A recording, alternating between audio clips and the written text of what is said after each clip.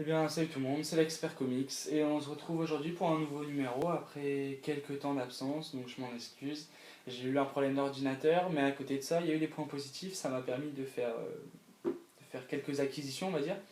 Donc là, aujourd'hui, je suis là pour vous présenter le titre Avengers vs X-Men. Donc, bon, c'est une collection assez particulière. Moi, je voyais ça peut-être dans un omnibus. Maintenant, je sais pas trop. Je ne connais pas trop en Marvel. J'ai pas mal de lectures derrière moi, mais à côté de ça, en publication et tout, édition, je suis pas trop connaisseur. Bon, en tout cas, c'est une belle édition. Donc, par contre, elle coûte assez cher. Moi, je l'ai eu à partir de 70 euros.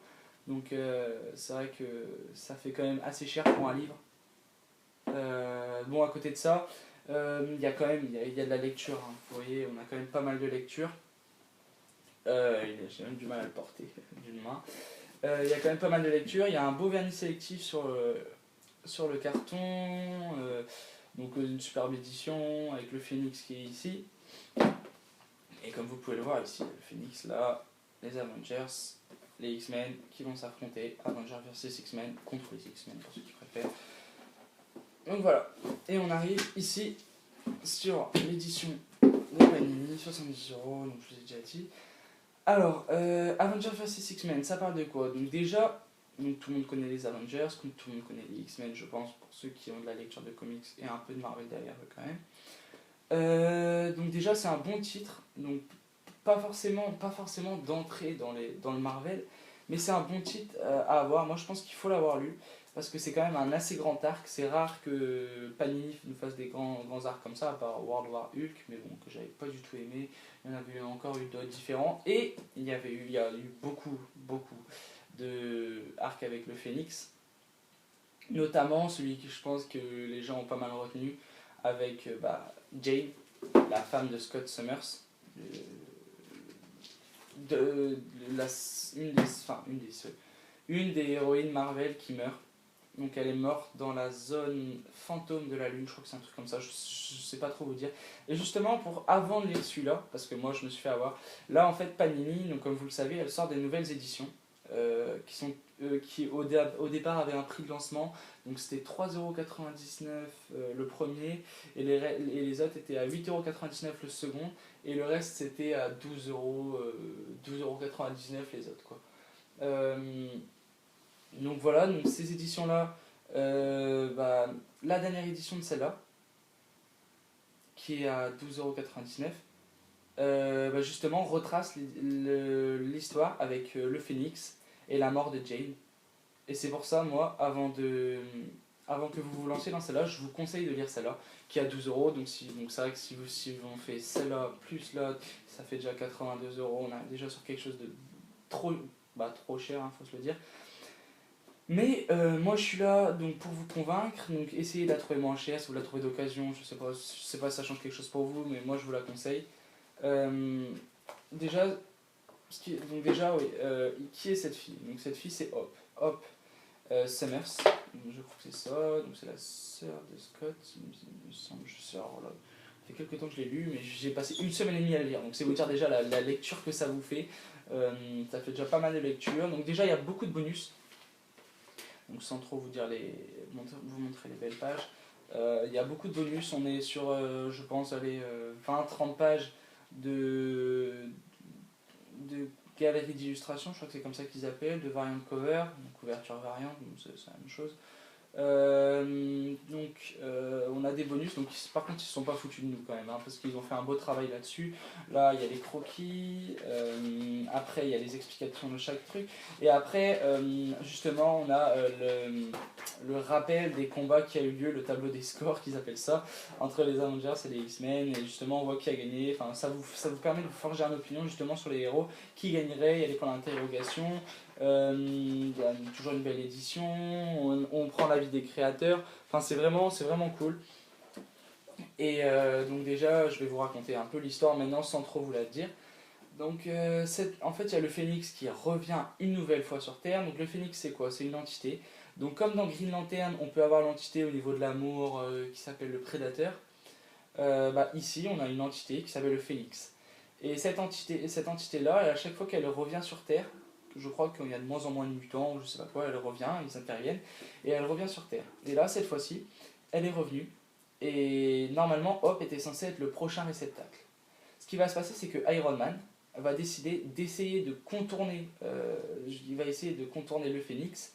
Et alors là, il va tout déclencher, il va déclencher, je sais pas si c'est en bien ou en mal, enfin plutôt en mal d'après ce que j'ai lu pour l'instant, enfin bon je l'ai fini mais bon je vais pas tout vous dire.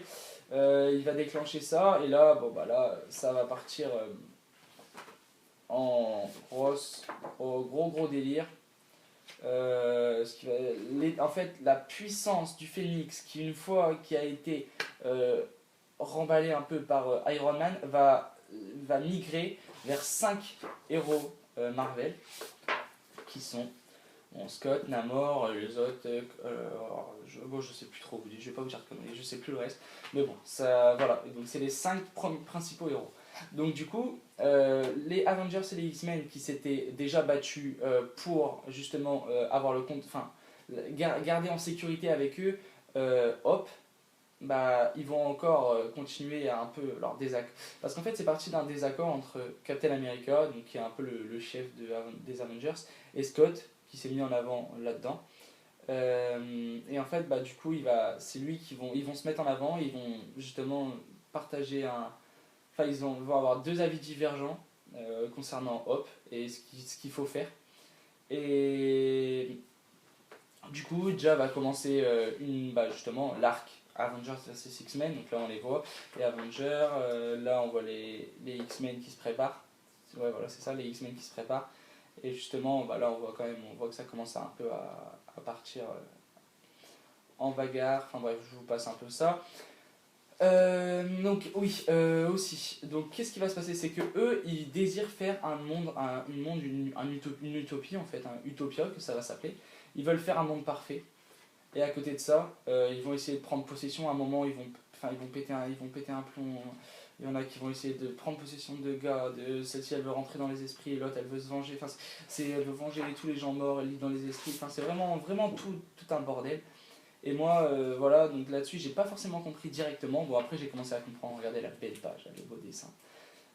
Après, j'ai commencé à comprendre. Et puis, c'est là, au bout d'un moment, après un certain stade de lecture, tout s'instaure. Et là, ça devient clair, net et précis. On commence vraiment à comprendre ce qui se passe.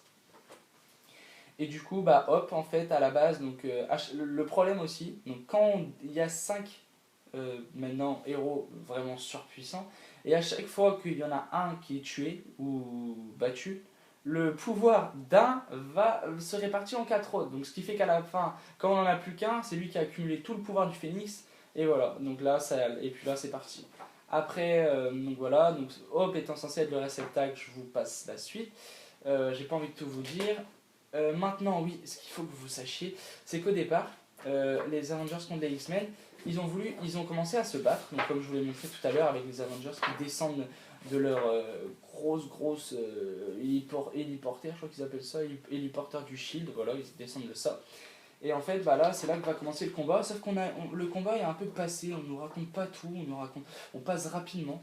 Et du coup, moi, ce que je voulais, enfin, ce qu'on veut tous, je pense, c'est justement un peu ces combats, savoir ce qui se passe. Et, et justement, bah là, manque de bol, on les avait pas. Et à la fin, surprise, on tombe sur les combats. Donc on a une centaine de pages environ. Par exemple, Hawkeye contre Angel. Angel, bon, c'est pas le meilleur héros. Hein. Hop, versus Scarlet Witch, c'est ça. Witch, sorcière en anglais, pour ceux qui ne connaissent pas. Enfin bon, voilà, il y a plein de trucs comme ça et on tombe sur les combats. Et les combats, des fois, la plupart du temps, bah, voilà, qu'on voulait, qu'on attendait. Parce que moi, bon, déjà tout petit, quand j'ai commencé à lire, j'aimais bien me poser des questions. Par exemple, Hulk contre la chose, qui c'est qui va gagner? Le Colossus contre la chose, qui c'est qui gagnerait? Et justement, là, ça répond à quelques petits trucs. Et c'est pour ça que moi, j'étais content d'avoir ça. Et le truc qui est bien, c'est qu'ils nous mettent plein de le saviez-vous. Là-dessus, sur cette édition-là, Marvel, c'est quand même pas foutu de notre gueule. Ils tombent sur plein de le saviez-vous. Donc là, on apprend plein de choses. Par exemple, la Latverie souffrira d'une pénurie de verre pendant 1 mois suite à ce coup. Enfin, c'est plein de petits détails comme ça qui font que justement, ça donne un petit plus. Et on en apprend un peu plus à chaque fois sur les héros et c'est génial, quoi. Moi, cette édition, j'ai pris du plaisir à lire. Et voilà, je vous la conseille à tous. Bon, essayez de la trouver moins chère que moi je l'ai payée. Parce que 70 € ça fait mal quand même. C'est quand même un prix un peu monstre. D'ailleurs, je trouve que Panini abuse là-dessus parce que moi, 50 € déjà, je trouvais ça assez cher. Là, 70 € pour ça, j'ai trouvé franchement abusé. Donc voilà, voilà, c'est à peu près tout. Donc la prochaine fois, on va essayer de faire. Bon, je vais essayer de lire un livre. Donc normalement, on partirait peut-être, je dis bien peut-être, sur les toutes nouvelles éditions Marvel. Ce temps-ci, je suis pas mal sur Marvel grâce à ce bouquin justement. Donc sur Ultimate Spider-Man, je crois que c'est ça, ou autre comme ça, sur Uncanny X-Men. Enfin, je vais essayer de les lire et on partira sûrement là-dessus. Et je vous présenterai aussi les nouvelles éditions pour les 75 ans de Batman, 75 il me semble, de Batman. J'ai pris 3, alors bon bah je vous laisse, je vous laisserai les voir, mais j'ai pris Batman Silence, La Cour des Hiboux et Année 1. Donc voilà, que j'avais déjà évidemment, parce que le but des comics quand même, c'est quand même de les avoir en double ou en triple. Du coup voilà, donc bah c'est tout pour aujourd'hui. Donc la prochaine fois on verra ça. Donc je vous conseille de l'acheter, essayez de le trouver un peu moins cher que moi. C'était l'expert comics pour un nouveau numéro. À la prochaine. Ciao.